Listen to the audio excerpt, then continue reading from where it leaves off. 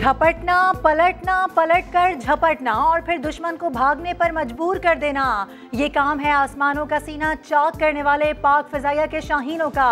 7 सितंबर को दुश्मन को ऐसा सबक सिखाया जो तारीख में रक़म हो गया। आज मुल्क भर में यौम फ़िज़ाइया जोश और जज्बे से मनाया जा रहा है। खुसूसी डॉक्यूमेंट्री भी जारी कर दी गई। निशान हैदर का एजाज हासिल करने वाले सबसे कम उम्र पायलट शहीद राशिद मिन्हास की कब्र पर पाक फ़िज़ाइया के दस्ते की सलामी, फूल चढ़ाए और फातिहा पड़ी। पाक फ़िज़ाइया किसी किस्म की जारियत का मुकाबला करने के लिए हर दम तैयार है। Air vice marshal Zaeem Afzal का खिताब।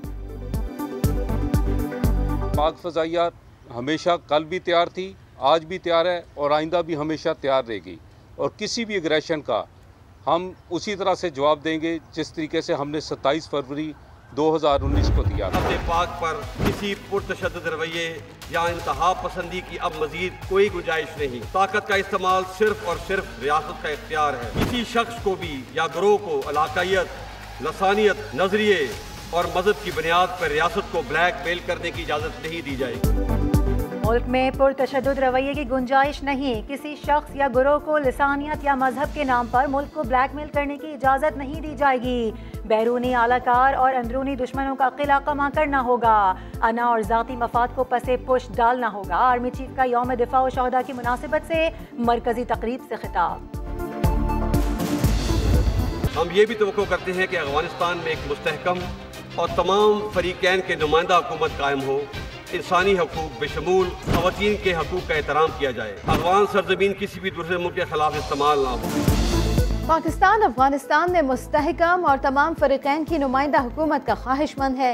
तवक्को है कि पड़ोसी मुल्क की सरजमीन किसी के खिलाफ इस्तेमाल नहीं होगी। आर्मी चीफ का तकरीब से खिताब। भारत का 5 अगस्त का इकदाम मुस्तरद। कश्मीरियों की सियासी और सिफारती हिमायत जारी रखने का आज़म। परवेज मुशर्रफ ने NRO देकर सबसे बड़ा जुर्म किया। हमने वकला की तहरीक में हिस्सा लिया जो एक तारीखी जिद्दोजहद थी, लेकिन उसके जो नताइज सामने आने चाहिए थे वो नहीं आए। वज़ीर आज़म कहते हैं जब इंसाफ नहीं मिलता तो माफिया कब्जा कर लेते हैं। मुल्क में खुशहाली उस वक्त आएगी जब कानून की बालादस्ती होगी। कायदे हुर्रियत सैयद अली गिलानी की कब्र के लिए श्रीनगर के कब्रिस्तान शहदा में जगह मुख्तस। भारतीय फौज ने मरहूम की ज़बरदस्ती तदफीन की। लवाहिकीन का कहना है कि अहले कश्मीर को आज़ादी नसीब हुई या जब भी मौका मिला तो वसीयत के मुताबिक कब्रिस्तान शहदा में उनकी तदफीन कर दी जाएगी। नैब का वाहिद मकसद मुल्क में सियासत को असरअंदाज होना है, सियासतदानों को तोड़ना है और उनकी वफादारियां बदलने की कोशिश है, उनको दबाने की कोशिश है। ये वाहिद मकसद है नैब का, लेकिन इसने आज मुल्क को मफलूज कर दिया है। नैब का वाहिद मकसद मुल्क की सियासत पर असरअंदाज होना है। नैब सियासतदानों की वफादारियां तब्दील करना चाहता है। लीगी रहनुमा शाहिद खाकान अब्बासी की तनकीद। कहा इससे पहले भी नैब के चेयरमैन लगते रहे, अब एक्सटेंशन की क्या जरूरत पेश आई है। तौसी दी तो मामला सुप्रीम कोर्ट तक जाएगा। बेनज़ीर और जरदारी को चोर कहने वाले खुद सर्टिफाइड चोर हैं। बिलावल भुट्टो की सख्त तनकीद। कहा मौजूदा हुक्मरान भी आटा और चीनी चोर निकले। ताकत का सरचश्मा अवाम होते हैं, तन्हा कुछ नहीं कर सकता। पंजाब और पाकिस्तान की किस्मत बदलने के लिए मेरा साथ दें।